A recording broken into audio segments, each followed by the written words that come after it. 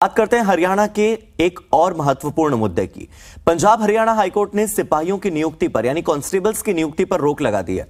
Constable भर्ती प्रक्रिया पर पंजाब हरियाणा हाईकोर्ट ने हरियाणा सरकार को यह झटका दिया है। इसके बाद 5,500 में से 2,413 सिपाहियों की नियुक्ति लटक गई है, जिसमें से 3,087 अभ्यर्थी ज्वाइन कर चुके हैं। कोर्ट ने आर्थिक सामाजिक अंकों के आधार पर मेरिट सूची बनाने को चुनौती देने वाली पुनर्विचार याचिका पर यह फैसला सुनाया।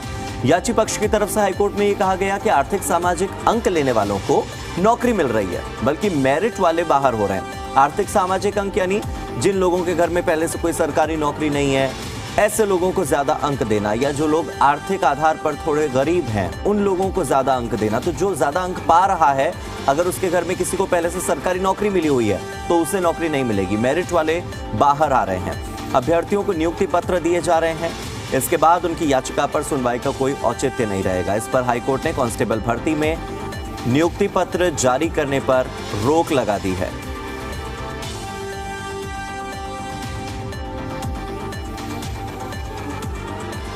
और चंडीगढ़ से मेरे सहयोगी विजय राणा जुड़ गए हैं।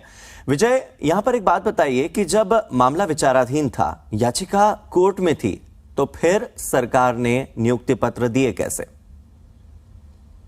जो कुल 5500 पद थे उसमें से 3000 से ज्यादा सरकार नियुक्ति पत्र सौंप दिए, और जब उस जो नियुक्ति पत्र सौंपे गए उसमें पता चला कि जिन अभ्यर्थियों के मेरिट में अंक ज्यादा थे, यानी पुलिस के लिए जो लिखित परीक्षा होती है और शारीरिक परीक्षा होती है उसमें अंक ज्यादा थे, उन लोगों को नियुक्ति पत्र नहीं मिले, जबकि जिन लोगों के अंक उनसे कम थे उन लोगों को नियुक्ति पत्र दे दिए गए। इसके बाद 41 याचिकाकर्ताओं ने हाईकोर्ट में याचिका लगाई और उन्होंने इस बारे में हाईकोर्ट में बात की। उन्होंने बताया कि इस तरीके से हरियाणा सरकार जो है वो नियुक्ति पत्र उन लोगों को दे रही है जिनके अंक जो हैं वो परीक्षाओं में कम आए हैं, जबकि हरियाणा सरकार का कहना है कि हमने इसका एक तरीका अपनाया है ताकि सब लोगों को बराबरी से नौकरी मिले, और इसके लिए हम आर्थिक और सामाजिक आधार पर भी अंक देकर हैं लोगों को नौकरियां जो है वो दी जा रही है, ताकि एक समानता का भाव रहे, सबको समान तौर पर नौकरी मिले। कोई गरीब है या पिछड़ा है या उसकी विजय, ये तो नॉर्मलाइजेशन पॉलिसी है। नॉर्मलाइजेशन पॉलिसी क्या है ये तो हम अपने दर्शकों को ठीक है समझा रहे हैं, आपने डिटेल में बताया। मेरा सवाल आपसे ये है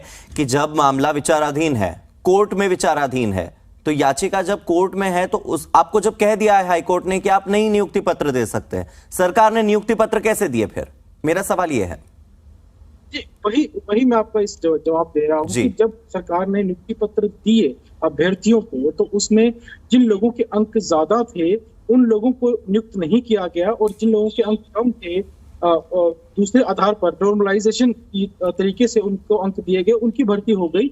इसके बाद जो है वो याचिकाकर्ताओं ने याचिका लगाई हाईकोर्ट में, और उसके बाद हाईकोर्ट ने इस पर रोक लगा दी कि जो भी नियुक्ति पत्र दिए जाने हैं जिन लोगों को, उन लोगों को नियुक्ति पत्र नहीं दिए जाएंगे जब तक ये मामला रहेगा। इस मामले की अगली सुनवाई 17 अप्रैल को होनी है, तो उस समय देखना होगा कि कोर्ट इसमें क्या रुख अपनाता है। लेकिन फिलहाल जो भी सुनवाई हुई है कोर्ट में, उसके आधार पर जो नियुक्तियां थी 2,500 के करीब लोग। लेकिन विजय, इससे पहले मौखिक तौर पर तो हाईकोर्ट ने ये कह दिया था सरकार को कि आपको नियुक्ति पत्र जारी नहीं करना है जब तक ये मामला कोर्ट में विचाराधीन है। ये दूसरी बार कोर्ट में पहुंचा है मामला, क्योंकि जब कोर्ट ने आपको मौखिक तौर पर कह दिया था, लिखित में नहीं दिया था, इस बार वाकई रोक लगाई गई है, लेकिन इससे पहले सरकार को कह दिया गया था।